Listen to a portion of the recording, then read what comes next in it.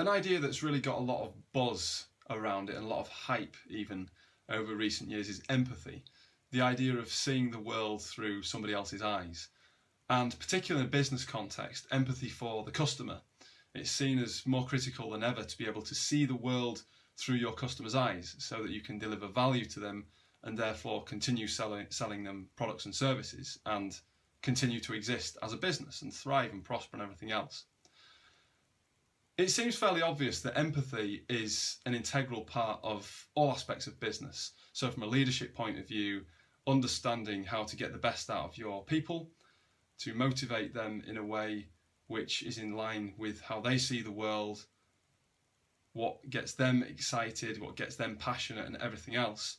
From a product development point of view, what jobs do people want to do? How can these products do them or help them to do those jobs? What needs are there to be met? From a sales and marketing point of view, how can we communicate value to customers more effectively and end users as well?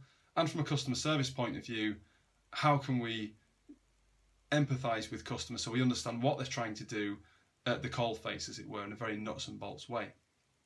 So it seems fairly obvious that empathy is really important to business. That said, there has been some backlash against empathy, where people have pointed out that actually empathising with other people is really quite tiring. It takes a lot of energy to empathise with other people. Empathy can also be used in a very manipulative way as well. So there's that aspect of things. And then there's also the criticism that it's actually a lot easier for us to empathise with other people who are like ourselves, who are like we are. So in terms of actually trying to empathise with people who are different, and it's quite reasonable to assume that there are going to be people who are very different from us in either the marketplace or in our places of work. How then do we do that? How then do we overcome this inherent bias that we have of finding it easier to empathise with people who are similar to ourselves? Well, I've been giving some thought to this, and in a recent blog post I actually wrote on this in terms of how we can develop empathy for other people who are quite different to ourselves.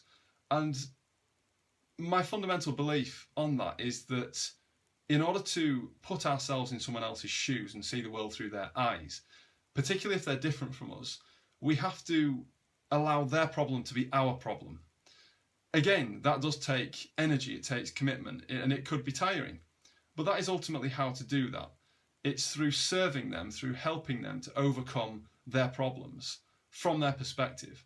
And I've written a blog post on this which you can check out for reference. It's entitled Empathy, Serve to Learn.